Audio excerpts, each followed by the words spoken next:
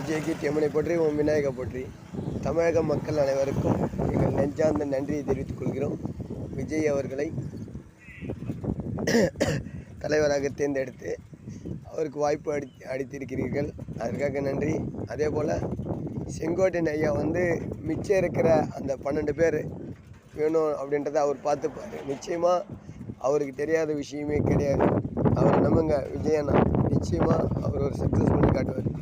அதே போல் ஒரு ட்விஸ்ட் ஒன்று வச்சிங்க அப்படின்னா நிச்சயமாக இதில் வெற்றி பெற வாய்ப்பு இருக்குது. என்ன ட்விஸ்ட் அப்படின்னா, வரக்கூடிய கூட்டணி தலைவர்களுக்கு இந்த இடைத்தேர்தல், நீங்கள் ரிசைன் பண்ணுற ஒரு தொகுதி இடைத்தேர்தலும், அதே மாதிரி ஒரு எம்பி சீட்டு கண்டிப்பாக ஒரு தொகுதி காலி, அந்த தொகுதிக்கு அவங்களுக்கு விட்டு கொடுக்குறேன் அப்படின்னு மட்டும் சொல்லுங்கள். எத்தனை பேர் வராங்கன்னு மட்டும் பாருங்கள். ஏன்னா அவங்களுக்கும் கவுண்டிங் வரும், நம்மளுக்கும் ஒரு விஷயம் நடக்கும். அதே போல் நல்லதே நடக்கும்.